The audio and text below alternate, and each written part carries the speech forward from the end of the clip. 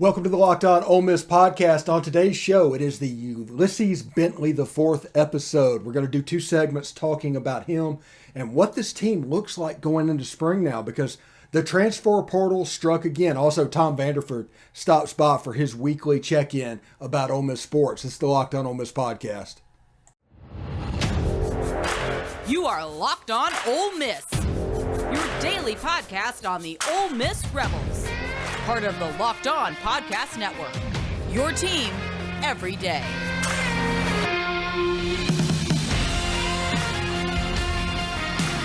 All right, welcome to the Locked On Ole Miss podcast. This is going to be the Ulysses Bentley IV episode because we got another transfer and we always want to talk about football, and every moment that we're not talking about football feels like a wasted moment. So thanks for making the Locked On Ole Miss podcast your first listen every day. We are free and available on all platforms, including YouTube. So do me a favor, hit subscribe, hit the bell for notifications when we upload a new video, and of course upvote the video itself. Now that spring football is coming in, we're going to provide an upwards of commentary that we don't normally do. Now, remember, we're not a news organization. We don't try to be a news organization. We just comment on what's going on around Ole Miss sports, no matter where that is. There's a big bubble going on, but we're going to comment about what Ole Miss fans are talking about, and sometimes that might make people upset, but whatever. It doesn't really matter. But today is the Ulysses Bentley IV episode, and man, what a big pickup this was. We've been telling you for months that they were likely going to take Deion Smith, maybe a kicker, and a best available. And that best available, I think, just went off the board with Ulysses Bentley. He is a plus version of Henry Parrish. He's a very elusive guy.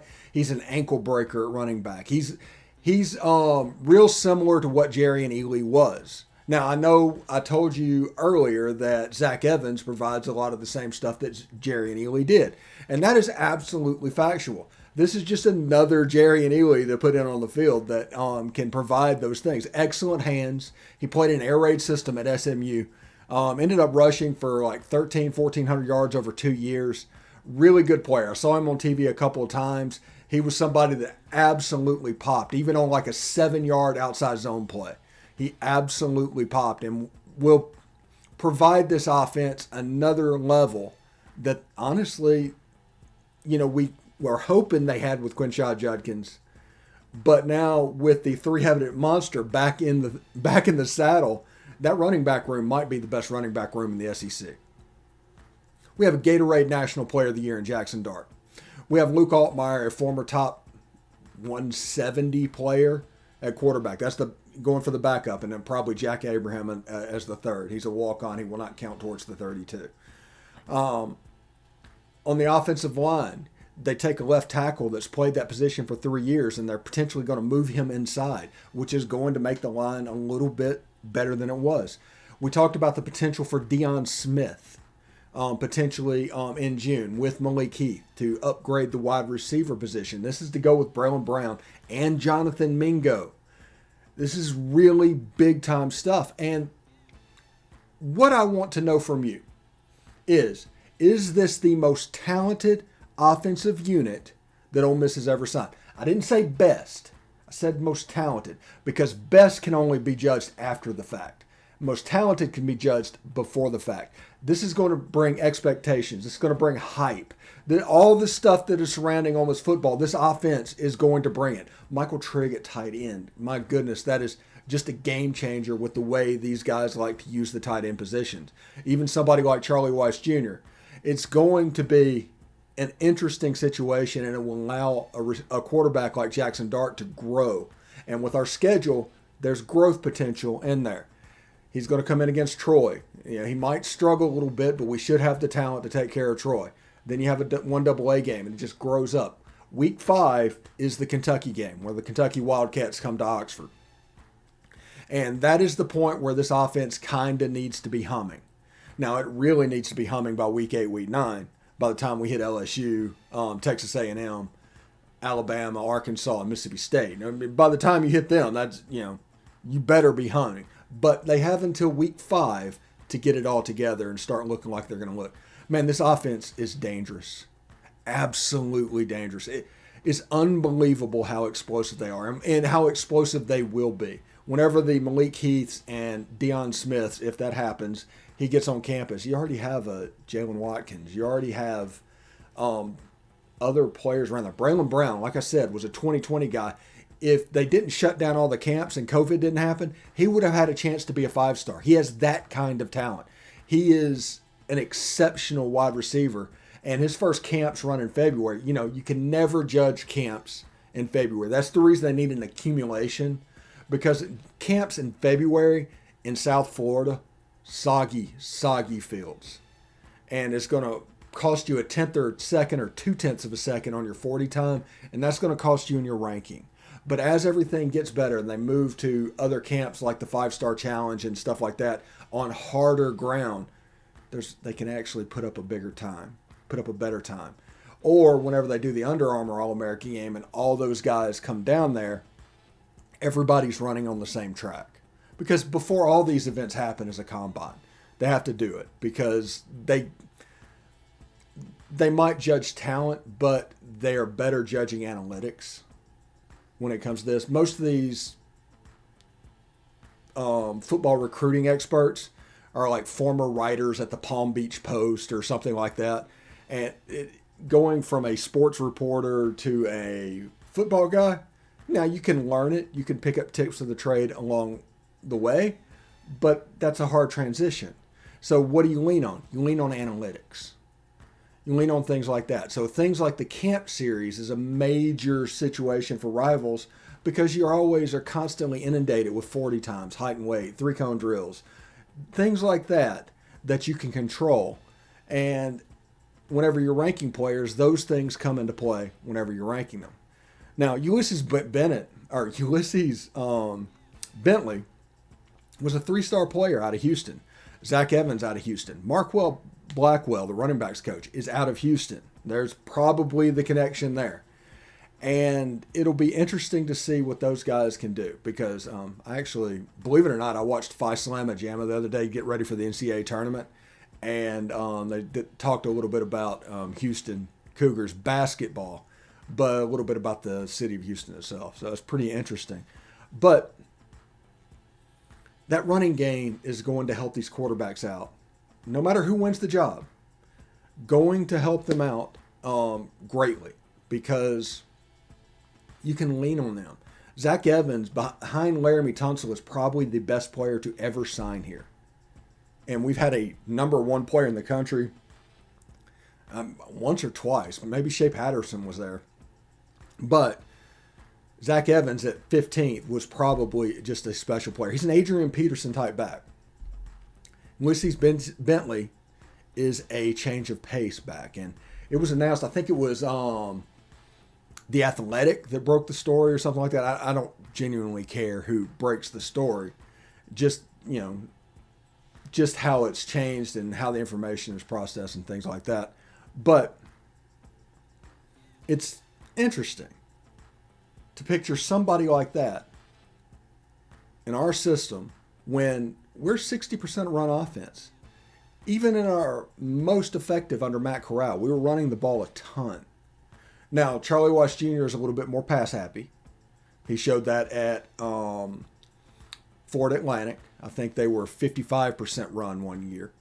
But generally, it's going to be up around 60, 65. And this offense looks to be going to be focused through the running back positions moving forward, or at least this year. Now, who knows when Zach Evans leaves, just because of the specialness of the player. But you get bigger wide receivers on the outside to block. That's important. That people overlook that. We were little last year. We were small. I mean, there was times we had Ja'Cour Pearson at like 5'6", running around in the secondary. And that just doesn't play well. Now, this year, there's a chance that we're going to be 6'3", 6'4", on the outside. We're going to be 6'1", 6'2" on the inside. And then Michael Trigg at tight end is the other one. So it'll be interesting to see. It's set up to be a heavy run offense, by the way. Even though Jackson Dart and all those receivers and Michael Trigg are in, they're going to throw the ball. They're going to throw the ball 20 or 30 times a game. But they're probably going to try and run the ball 50 times a game because of this backfield that we have currently. I mean, should be interesting. Anyway, this is the time of year when I've pretty much given up on all my New Year's resolutions, but not this year. This year I am sticking to my resolution to eat right, thanks to Built Bar. It almost feels like it's not really a resolution because I actually enjoy eating them. They're low calorie, high protein. Replace your candy bars with these. They're better. The typical candy bar can be anywhere from 200 to 300 calories. Go to Built.com and scroll down to the macros chart. You'll be blown away. High protein, low cal, high fiber, low carb. Compare that to a candy bar that usually has about 240 calories, 30 grams of sugar, and dozens of net carbs. So mint brownie, coconut almond, and new for this month, white chocolate cookies and cream. They're all delicious. They're all new flavors, and they're all coming out all the time. I think I said all a lot there. If they think a flavor might be good, they'll make it. It'll be delicious, and it will be good for you. So at Built Bar, they're all about the taste. They make it taste delicious first and then figure out how to make it healthy. And I don't know how they do it, but they pull it off every single time. So here's the offer. Go to Built.com. Use promo code LOCKED15 and get 15% off your order. Use promo code LOCKED15 for 15% off at Built.com. Thanks for making the Locked On Ole Miss podcast your first listen every day. We are free and available on all platforms, including YouTube. So do me a favor, hit subscribe, hit the bell for notifications of new videos when they come up, and of course, upvote the video itself. We would appreciate it. Also, rate us on iTunes and all that. Just go in there and give us a 5-star review. You can say whatever you want to say. So thank you very much for that. So we were talking in the first segment about the addition of Ulysses Bentley IV, which, by the way, is a running back or a wide receiver name that could be playing in the Charity Bowl for Sigma Nu. It is what it is. But he is a very, very legit running back. And as a change of pace, he could be elite. So you could have potentially the best running backfield in the SEC at Ole Miss. Now, we're not looking down on Jahmyr Gibbs. We're not looking down on whatever Georgia has. We're not looking down on Florida, any of those guys. But Ole Miss has a legit backfield. Now, we always say, we will treat you like adults. We will tell you what's happening. It doesn't matter your reaction to it because we're going to just tell you what needs to be told. And sometimes that goes for us. Sometimes that goes against us. But it is what it is. And what this is this is the most talented offense in the history of Ole Miss. Now, down in the comments below, I do want you to tell me if you think this is the greatest offense in the history of Ole Miss. Talent-wise, not best. Talent-wise, most talented offense in the history of Ole Miss. And why? Just put that in the comment section below. We'll read that and we'll check them out all day. Also, by the way, I got a DM from Coach Yo saying thank you for our podcast the other day. So congratulations, Coach Yo, and good luck today in the tournament. We're all rooting for you. So, Ulysses Bentley IV. Well, that's just a great name. I just love saying that name. I like doing it. But with Zach Evans and him. Now, Zach Evans, this is the part about Zach Evans that people don't want you to see. He has been a little bit injury prone.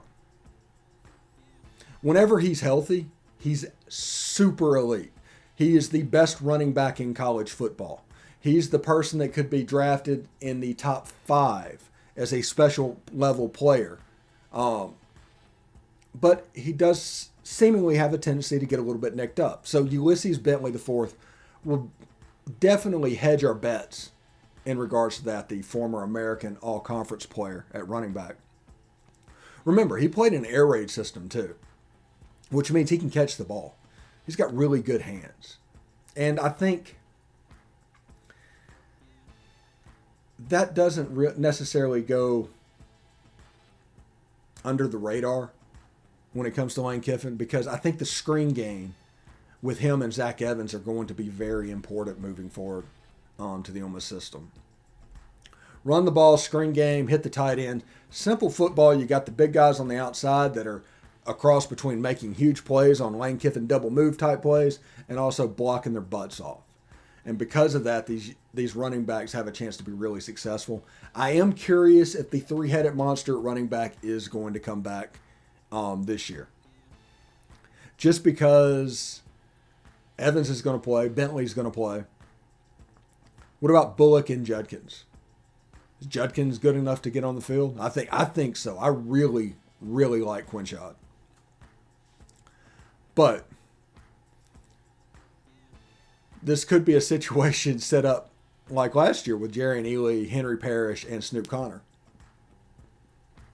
Now, I think the first back on the field, the Jerry and Ely, so to speak, will be Zach Evans. Now, is the hammer at the end in the third quarter going against a tired defense? Is that Ulysses Bentley? Do we just have a 2 running back system moving forward? And this is all very interesting to me because this is a team that has shown, and when I say a team, I mean a Lane Kiffin offense that has shown the ability to go completely all in on the run when they can. Whenever they have a super elite back like Darryl Singletary. They ran the ball 73% of the time in, I think, 2017, in Lane Kiffin's first year, all the way to a conference title. I think that's important to remember because the elite players right now are in the backfield between the quarterback and the running back. The backfield is going to be absolutely stacked. I think 20 personnel or 21 personnel is on the table. I don't know how they're going to do that necessarily with the way they like to do things, because the benefit of this offense, the reason they can go so fast is because it's so simple. That's the reason new coordinators come in and learn it and kind of integrate it right away and get going. Defensive wise, it's a fairly simple defense as well.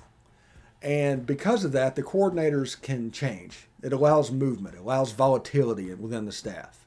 And people don't necessarily understand that. They want things to be like football was in 2007. They want things to be very in a box like they're used to, but that's not the case anymore. Between NIL, transfer portal, the way Lane Kiffin constructs his staff, the way our off-field program is working, all of these are different, and all of this is new. You want to put it in this old box, but that doesn't exactly do anything. We talked to Corey Burton on SEC After Dark, talking about the stats, and it's basically the 10 on-field guys that are basically recruiters on the staff. Now, they're good coaches. They're a little bit of both, but they're probably 70% recruiters at best, 70%. And the X's and O's guys are the off-the-field guys, the analysts. It's their job to go through and cut up tape and find things and do things like that. Then you relay to the on-the-field guys that are doing stuff, and they communicate it to the players. That's how this works now. And it doesn't necessarily make it worse on the coaches knowing what's going on. People think that's a downgrade when you say that. That's not true. The recruiting game right now has gotten so big, so important, and so much a part of recruiting between regular high school recruiting and the transfer portal. You can't do it all. And what's been sacrificed of these analysts doing the X's and O's stuff that used to cause coaches to stay an extra 7 hours in the office. Now 4 hours in the office, you can recruit, and the days get a little bit shorter. That is one thing. The staff has kind of grown to the point where all the coaches kind of work a semi-normal day. Now, they still grind, don't get me wrong. But I don't think they're there at midnight, 1 o'clock, 2 o'clock in the morning cutting up film, because most of that stuff is already done. It's already been done. You can, if you're on the field, you watch it, you know what's going on. You sit, the analysts sit in the meetings with you, and you do the best you can. And it just is what it is. But I love what's going on at Ole Miss right now. In college football history, and this is the important thing to remember, in college football history, the team that innovates in a correct way has a successful run. If you are an early adopter and it works, you have a successful run.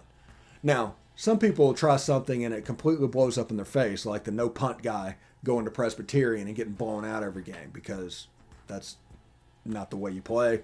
I mean, it just doesn't work. Go for it on 4th and 17 on your own 3. Yeah, go for it, buddy. But Boise State, why did they have their run? They had their run because they tagged plays. They were the ones that would tag a run play with a pass play and all that, where the defense couldn't necessarily be right. And they parlayed that into a nice run in the early 2000s to where they were a semi-elite team, and they were actually beating people. Utah, put together a spread system under Urban Meyer that eventually went to Florida and won national titles. It wasn't because Florida's a special place. It's because Florida was doing something nobody else was. That's what people need to understand. And that's everything that needs to happen in football. Alabama is going to drop back down after Nick Saban leaves because they're going to not be doing things that Nick Saban does. He's the reason they were good. Johnny Vaught was the reason Ole Miss was good back in the 60s and 50s. When he left, they struggled. Philip Fulmer took Tennessee to a national championship. They've been 20 years in the darkness since. Whenever you strike right on a coach, you need to A, give him whatever he needs to stay, and B, support him to the fullest. Do not fight against it. Do not fight change, because those changes are the advantages that are going to help you win down the road. Just is what it is. I'm not even joking about anything. And Lane Kiffin in the transfer portal and what's going on, there's a reason for it. This offense, there's a reason for it. This defense, there's a reason for it. Do not fight against it. We saw last year winning 10 games in the regular season going to Sugar Bowl. That's 2 Sugar Bowls since 2015. And before that, in my lifetime, we had gone to none. So we're really about to turn the corner. We really are. But we just need to get there. Tom Vanderford is going to come up in just a second and talk a little bit about his perspective about Ole Miss sports. But right now, let's hear from BetOnline. It's that time of year again as basketball's tournament is finally upon us. From all the latest odds, contests, and player props, BetOnline.net is the #1 source for all your sports betting needs and info. BetOnline remains the best spot for all your sports scores, podcasts, and news this season. And it's not just basketball. BetOnline is your continued source for all your sporting wagering needs, and including live betting and your favorite Vegas casino games. Head to the website today and use your mobile device to learn more about trends and action. BetOnline, where the game starts. All right, thanks for making the Locked On Ole Miss podcast your first listen every day. We're free and available on all platforms, including YouTube. So do us a favor and hit subscribe. Hit the bell to be notified of new videos that are done. And, of course, upvote the video yourself. I'm here with Tom Vanderford, his weekly segment about his perspective dealing with Ole Miss football. It's pretty good. The Portal King struck again last night with Ulysses Bentley IV. It was a pretty cool thing. I think it was I think The Athletic was the first one that came out with it, and I had a hunch. As soon as he entered the portal, I just retweeted. I had a hunch about it, and then the next day he just went ahead and committed. I'm going to be honest with you. Before the commitment, I'd never heard of the guy. But I went back and looked at video, and I'm like, good grief, this kid's awesome. Yeah, he's essentially Jerry Neely. That's exactly what I saw in one of the clips. I was like, oh my goodness, he's got great vision. He's not a big guy, but he will clock you and run over you, and he can make the moves afterwards. So that's exactly what I saw in the video, was another Jerry Neely. Yeah, and just remember and I'm when you look, good grief. Yeah, when you're looking at him, yeah, he's quicker than he is fast. He's not a home run threat every time he touches the ball, but he's a threat to break an ankle every time he gets the ball. And you take a Henry Parrish type role in this offense, and you put him in there with Zach Evans being there. That's an upgrade in the backfield. It's absolutely crazy. This offense is the most talented offense that Ole Miss has ever had. I agree. It just blew me away because, we've talked about what the last few portal picks would be, and running back never entered my mind. Although we did say best available. But it never entered my mind. I'm thinking line. I'm thinking receiver. I'm thinking everything but another running back. And I'm like, oh, my goodness, this kid. And like I said, I encourage anybody watching this to go watch his film. He really is Jerry Neely. Yeah. And, Jerry didn't really have super breakaway speed either. I think he ran a 4.53 at the combine. Yeah. So, he was another guy that was quicker than he was fast. Exactly. He's shiftier, and he didn't mind lowering his shoulder. And when you watch this kid's film, he doesn't mind lowering his shoulder either. So you look at that backfield, and it's stacked again. You know, when both those guys declared for the NFL, and then, you know, Parrish left, I'm like, oh, good grief. Yeah, what are we ever going to do? But yeah, and Lane's like waves his magic wand and goes, I'll take that one, and that one, and that one, and hey, he's doing it under the radar too. He's not going out and competing with Bama on these guys. He's finding, in my opinion, equal talent from. I mean, he's hitting the AAC schools, he's hitting MAC schools, he's hitting, and he's getting guys that will play on Sunday. Mm-hmm. That's the thing. He's getting guys that our linebacker we got from Central Michigan. The guy's going to play on Sunday. Mm-hmm. You know, so he was predicted as a first linebacker taken in an advanced 2023 mock draft. So I mean, the guy's the real deal. And I don't know, man. He's just playing. You've heard this term before, but really, I think that Kiffin has just played four-dimensional chess the whole time with this portal.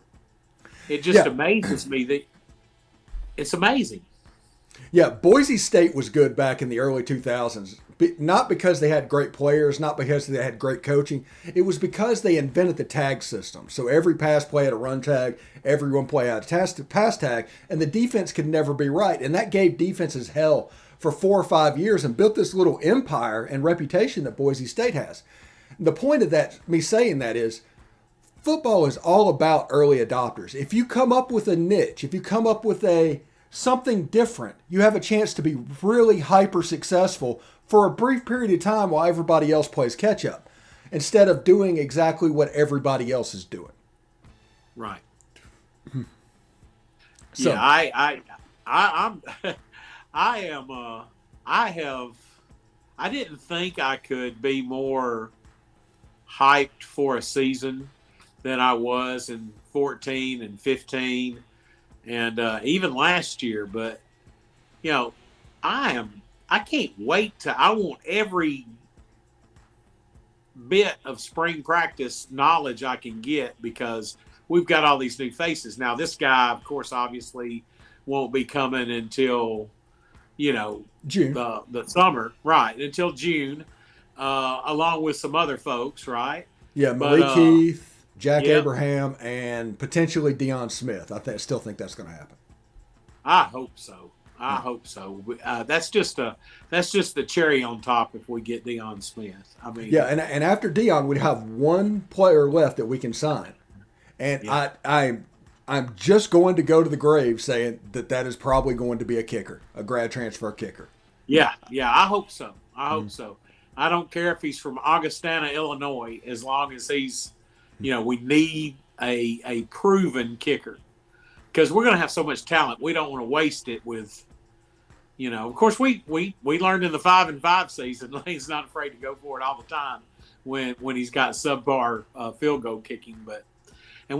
I'm really still excited about this defense. Yeah. We got a lot of new faces, but we hadn't had this kind of depth in a long, long time. Quality depth. Yeah, I think this team, when you look at it, is 30 or 35 4-stars out of high school on this roster. That's nearly half the roster 4-stars. Ole Miss has never seen that. That's rarefied air. And the only difference is how they got them. Exactly. And you mix those guys in with the 3rd and 4th year guys that have been, you know, hitting the weight room and have been learning the system. And, you know, you've just got so much depth. You bring back those people that were injured last year, and you've just got so much depth. We've never had, I'm going to go this far and say, I don't think we've never had this much defensive depth in the modern era either, as far as depth goes. Now, I'm not saying the starting 11 are better than ones we've had before, but we're deep, man, everywhere. Maybe 14. I was talking to Cody Pruitt earlier in the week, and he was talking about everything. I had a bunch of questions, like asked him about the LSU playing in Tiger Stadium, the Laquan injury, a bunch of stuff. I think it's going to be a semi-regular thing. Oh, but good. I love that guy. Yeah, I think the one player, though, when I look at it, if I could transplant one player onto one roster, it would be Cody Pruitt on the 2015 roster. Oh yeah, yeah. He was a leader. He's a headhunter. He was a headhunter, man. Good grief. So yeah, he would have been the captain of that defense. Yeah. Yeah, it'd been something else because that 2014 defense was pretty salty, and that 2015 was good, but it wasn't quite there. Right. Yeah. Reason. Yeah. Well, I mean, yeah. Of course, we got to shout out to DJ Jones. He got $60 million. So yeah. and Marquise Haynes off that defense is re-signed with Carolina. Yeah. And Mike Hilton's making plays in Cincinnati. So it's not like that was a ho-hum defense. Exactly. So, but yeah, I as far as depth goes, I guess I'm just maybe shell-shocked by the last few years. But when you look at that defensive line and you see those guys we've got that have transferred in, you're adding speed, you're adding size, you're adding athletic ability on that line. You're a linebacker. You've got some folks coming back from injury. You got some folks that need to step up, and we've got some transfer help there. And the secondary is deep too. So I'm just really looking forward to it, man. It's hard to believe what this defense looked like in like 2017 and 2018. Especially at the linebacker position. Like when Taylor Polk was patrolling, playing linebacker as a walker. We've really come a long way. And also, I think you saw the Ishim Young getting injured, but there was an interesting quote in there that says he knows the system, which is confirming the 3-2-6. Exactly. He spent his whole college career there too, right? Yeah. So, and he's from Philly, so some of the other players on the team, I know Philly's huge, but, football in Philly's not super huge. They may know each other or have played against each other, him and Tysheem Johnson, I'm saying. So, there may be something there as well, but I just really, the main thing I want to see in the spring is I want to see both sides of the football gel. I want to see the new guys, melt in with the veterans, and I want to see a good cohesive unit on defense, and on offense, I just want to see all these playmakers make plays. Yeah, I want to see the Altmaier dart competition. That's going to be wonderful. Yeah, that's going to be fantastic.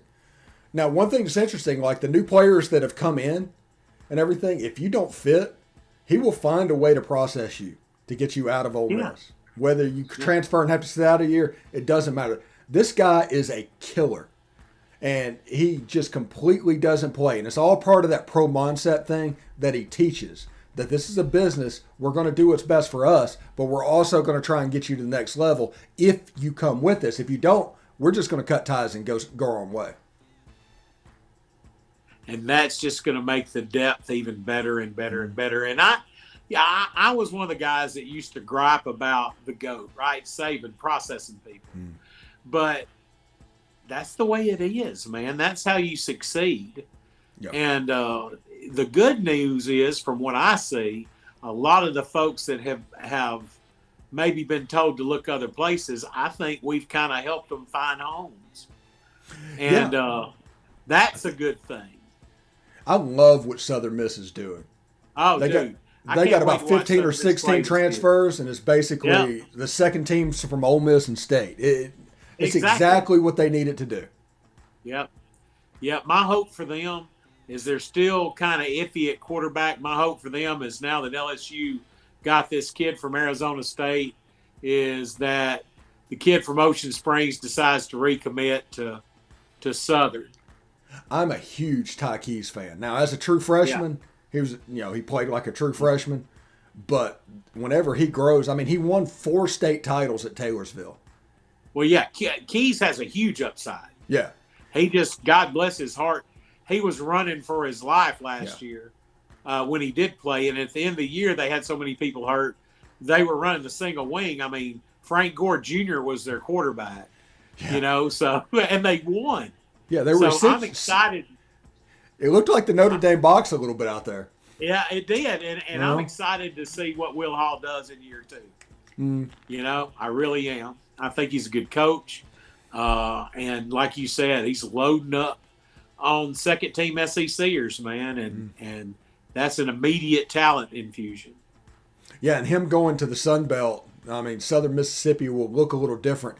The Sun Belt has become the Group of 5 conference, mainly because of Coastal. Now they're going to have James Madison in there. Marshall's going over to it. That's a pretty good league. Southern Miss James really Madison lucked into that. James Madison should have been BCS level for the past 4 or 5 years. James Madison's athletic budget is like 4 times Southern Miss. Oh yeah, and they do. They put a quality product on the field. They really do. Yeah, I don't understand why they're the nickname the Dukes, because that doesn't really hold water with James Madison or anything like that. So I don't get that either. I don't know why. Although the Longwood Lancers apparently is a thing too, as I saw today, getting blown out by Tennessee. So yeah, that's another Virginia school. I think they said that was the 3rd oldest Virginia school, Longwood. Longwood. Mm-hmm. And it looks like it's kind of in BFE, right there in that Shenandoah Valley. Yeah, in the middle of nowhere, right? Yeah. So, man, Tom, thank you very much for stopping by today. I don't have my normal reader. I do. So I tried to bring it up and I couldn't do it. But thank you very much for stopping by and giving your perspective and everything. I like talking ball with you, man. Yeah, I do too, man. Let's do it again next week. Absolutely. Take care, bud. Yes, sir. Hotty toddy. Hotty toddy.